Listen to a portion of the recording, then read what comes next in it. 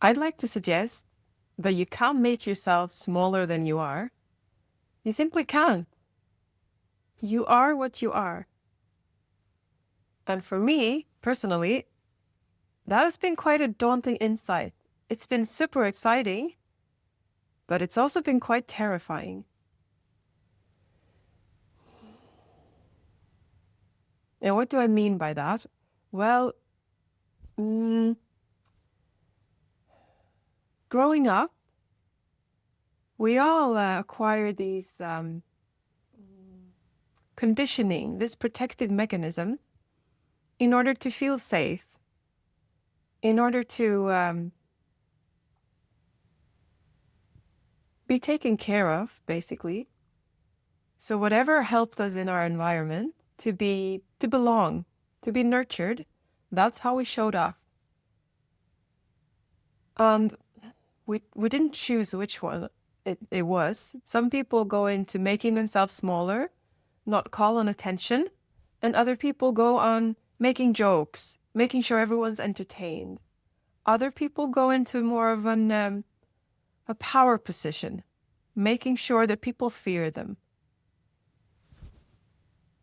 They all root from the same need to feel safe.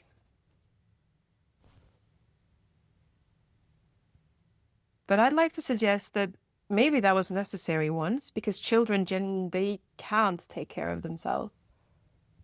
They cannot provide their own inner stability. They need adults around them to cater for that.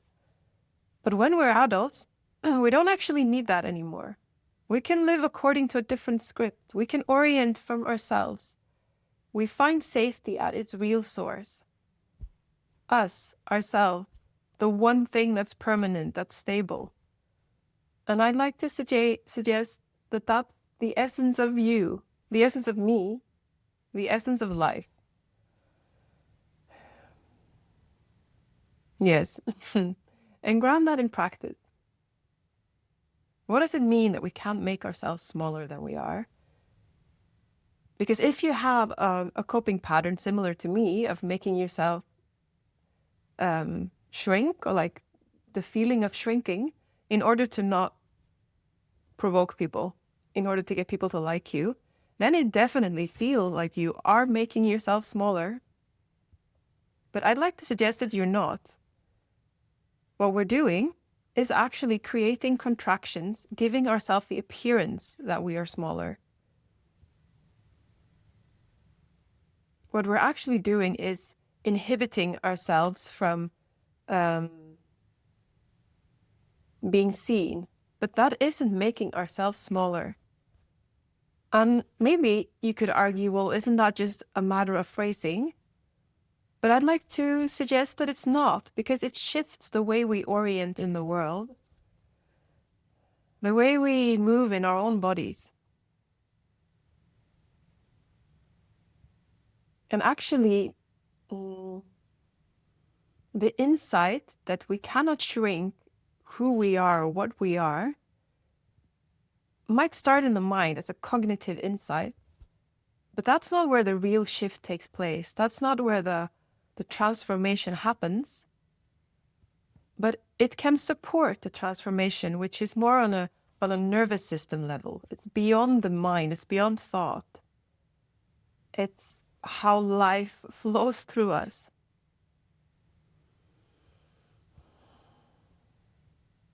So the way we perceive ourselves have an impact on how we move around, how much we really enjoy being alive, interacting with other people, how easy it is for us to put up boundaries, to say no, but also to say yes. So there's one phrase from Adyashanti, who is a spiritual teacher. He used to be into Zen Buddhism, but as he says himself, he woke up from Zen Buddhism. So I guess now he's some kind of a free-range spiritual teacher. And he has this phrase where he says, before you realize your true nature, before you realize that you're not your thoughts, you're not your emotions, you're not what you think about yourself, you are yourself. before that shift or that insight has taken place, it's like you think you are this coat, and inside this coat is yourself. And you keep playing with the idea of maybe opening the coat a little bit. But after you awaken, you realize that no, that's a silly idea, because once you open the coat and you look inside, all you find is emptiness. It's space. And then eventually you realize that space isn't just inside the coat. It is outside of the coat. It is everywhere. So once you thought that you were this thing inside a coat and you were contemplating opening it up, eventually you realize, no, you're the vast empty space in which there is a little coat floating around. Whether the coat is closed or open has no impact whatsoever on the vastness of space.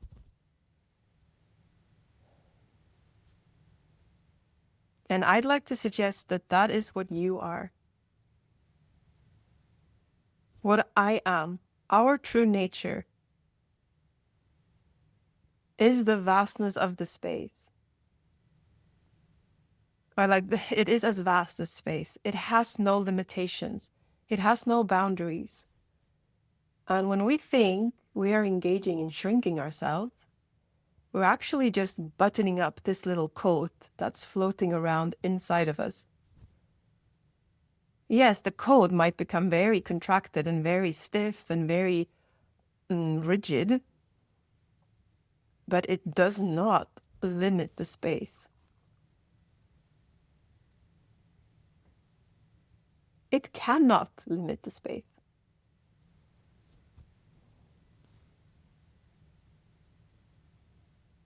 And this is not an attempt to persuade you of this perspective. This is an invitation to explore if that is true for you as well. My own experience is that once we've seen this, once we've fully experienced it, it's almost like this bodily sensation of, oh my freaking God. It's earth-shattering in your sense of self. Yeah, actually, I have a video about this specific experience of realizing something. It's a deep dive into a satori. So if you're interested in that, then there's a jewel for you there. But anyway, once we've seen that we are space, we are not this little rigid coat, it becomes almost laughable. That doesn't mean, like from my own experience, that doesn't mean that I sometimes slip back into believing that I am the coat, and right now I think maybe I should button it up because I don't really feel safe here. But it's like some part of me is forever alive, almost sitting in the background, smiling at the idea that I can somehow shrink what I am, that I can make it smaller in any way. I can rearrange the coat in any way. I can even make it into a dress. The essence of who I am is not affected by that. And for my control mechanism, thinking that it's trying to keep me safe by contracting, by creating tensions in my body, what they're actually doing is just creating tensions within the vastness of my consciousness. They can be more or less pleasant, but they don't change consciousness. They're just experiences within it. And for this little cluster of thought patterns, it is daunting, it is terrifying that it cannot make me safe. It almost like it tries to create more contractions. It's working even harder to try and make me safe. But the real salvation or the real freedom, the deep soul level exhale, comes from realizing that safety is not lacking.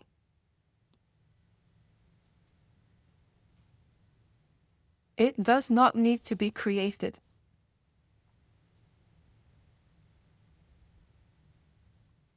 I am my own source of safety.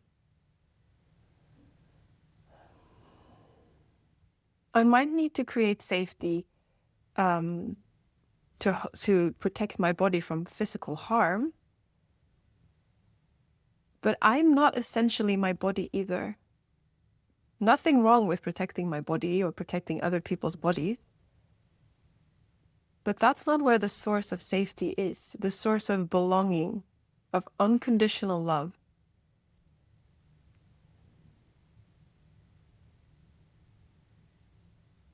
Contraction will never help me achieve that.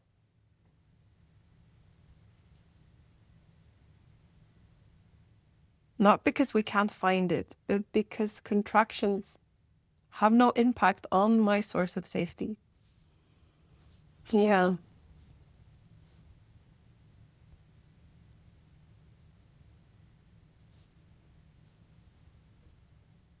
Does this resonate with you? Is it something you've experienced as well? Or is it something you're curious on? For myself, I think I heard about this way before I don't know, that's too long ago. But before we have realized that we aren't this little coat, that we cannot contract.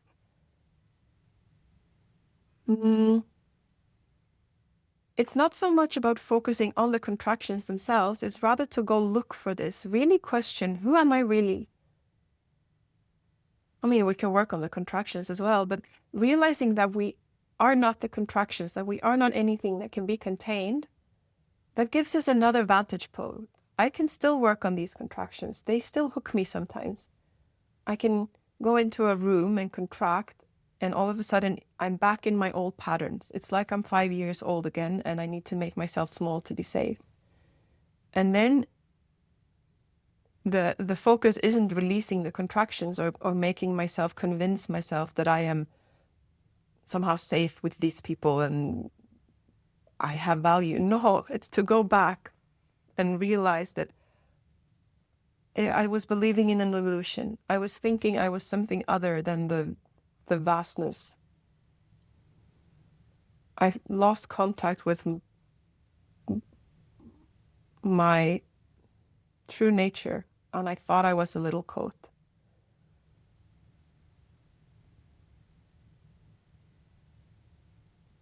It gives access to a whole different holding space.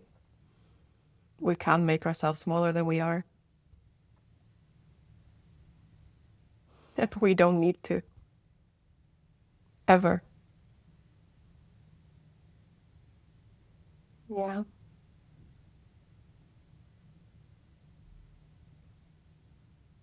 If you're curious on this topic or if it sparked interest or, yeah, please do ask questions in the comment section or visit my library of other videos on this topic because I love this. I can deep dive into this exploration every day. I can't see I'll ever get bored of it. Please come join me on the journey.